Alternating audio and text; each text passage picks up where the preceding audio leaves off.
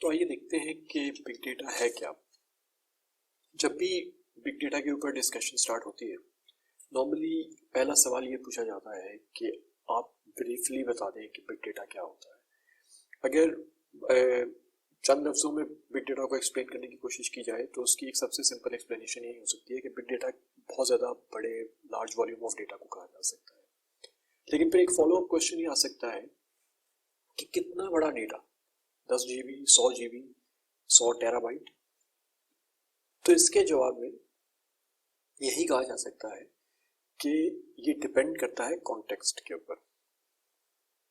मैं जानता हूँ कि ये एक बहुत सॉलिड जवाब नहीं है, लेकिन इसका कॉन्टेक्स्ट से इसलिए ताल्लुक है क्योंकि किसी कंपनी के लिए जो डेटा बहुत ह्यूज होगा या बिग डेटा कंसिडर किया जाएगा, वो एक और कंपनी के लिए उतना बड़ा डेटा नहीं होगा। तो लिहाजा ये एक रिलेटिव टर्म है और इसको समझने के लिए हम लोगों को 3 V's ऑफ बिग डेटा को देखना पड़ेगा। ये काफ़ी पॉपुलर हुए जब बिग डेटा अपने अर्ली स्टेजेस में इवॉल्व हो रहा था। उसके बाद इसमें कुछ और V's भी ऐड किए गए, लेकिन मेरा ये ख्याल है कि जो इनिशियल 3 V's थे वो काफ़ी इंपॉर्टेंट है। तो ये 3 V's stand for volume, velocity और वैरायटी।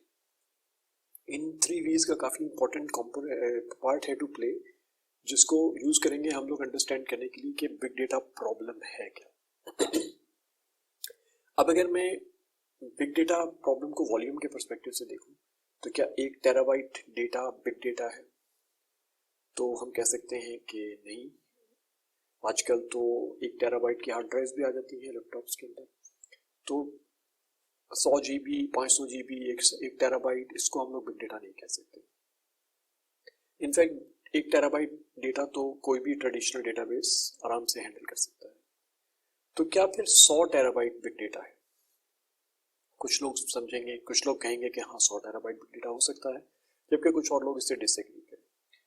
तो लेट्स से कि 1000 टेराबाइट, क्या वो बिग डेटा कहला सकता है, या पीटाबाइट्स ऑफ डेटा बिग डेटा कहला सकता है? तो हाँ, जब हम लोग 1000 टेराबाइट या पीटाबाइट की रेंज में पहुंच जाए तो हम कह सकते हैं कि we have started hitting a big data problem, क्योंकि हमारे पास वॉल्यूम बहुत ज़्यादा हो गया है।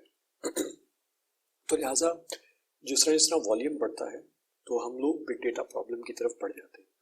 लेकिन सिर्फ वॉल्यूम की बेस के ऊपर मसला नहीं है। जो सेकंड वी है, विच स्टैंड्स फॉर वेलोसिटी, तो उसको हमें साथ कंसिडर करना बहुत ज़रूरी है। तो इसको समझने के लिए एक आसान तरीका ये है कि अगर हम लोग कहें कि 1 टेराबाइट जो है वो बहुत ज़्यादा डेटा है, लेकिन अगर हमें ये कहा जाए कि 1 टेराबाइट डेटा जो है मैं 1 महीने में जनरेट करूँगा, तो फिर ये बिग डेटा प्रॉब्लम नहीं है, क्योंकि 1 महीने में 1 टेराबाइट डेटा को काफ़ी आसानी से even using traditional database management system process किया जा सकता है।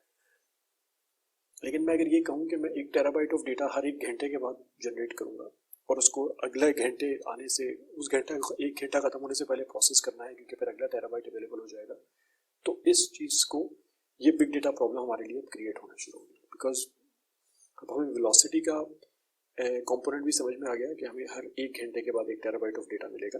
तो terabyte on its own as a volume big data problem नहीं है, लेकिन जब हमने उसको वेलोसिटी के साथ पेयर अप किया तो वो बिग डेटा प्रॉब्लम बन गया।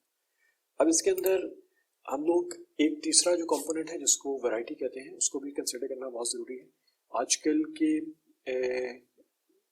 ऑनलाइन सिस्टम्स हैं, डेटाबेस सोर्सेज जो हैं बहुत ज़्यादा बढ़ गए हैं और कनेक्टिविटी भी बहुत सारे डेटा सोर्सेज के साथ बहुत इजी हो गई है। तो हमारे पास जो पुराने रिलेशनल डेटाबेस मैनेजमेंट सिस्टम्स थे वो ज़्यादातर स्ट्रक्चर्ड डेटा को लेके चलते थे, लेकिन अब हमारे पास सेमी स्ट्रक्चर्ड डेटा भी अवेलेबल हो गया है, जैसे वेबसाइट के लॉग्स हैं, विजिट लॉग्स हैं, कौन लोग आ रहे हैं हमारी वेबसाइट पे, कहाँ क्लिक कर रहे हैं, और अनस्ट्रक्चर्ड डेटा जैसे वीडियोज़ हैं, ऑडियोज़ हैं, तस्वीरें हैं, ये सब अनस्ट्रक्चर्ड डेटा है।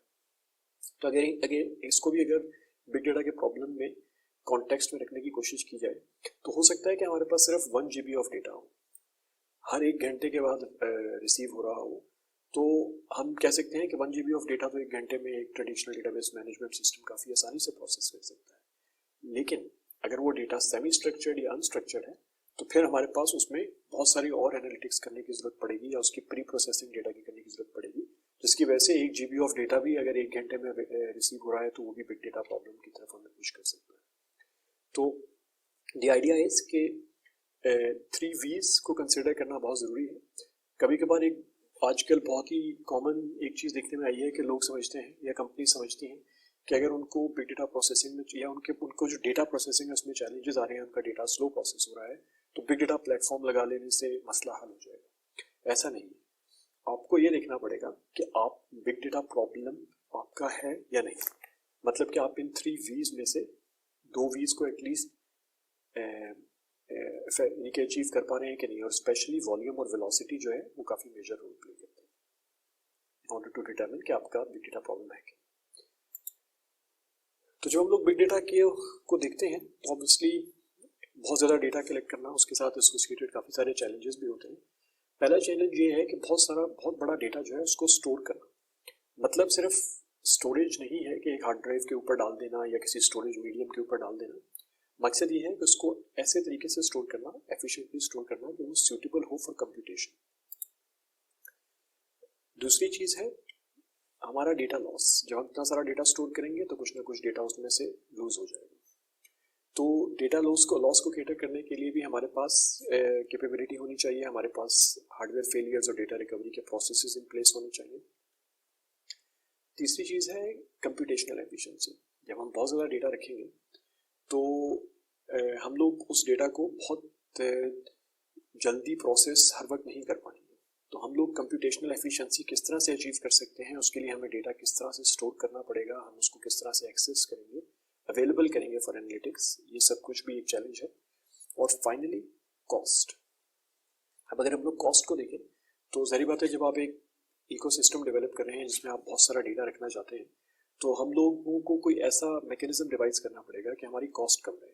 अगर इस बहुत सारे डेटा को स्टोर करने की कॉस्ट भी बहुत ज़्यादा होगी तो उसका जो बिजनेस वैल्यू है उस डेटा से जो हम जनरेट कर पाएंगे वो आउटवे कर जाएगी उसकी जो कॉस्ट है। तो लिहाजा कॉस्ट भी एक बहुत बड़ा चैलेंज है।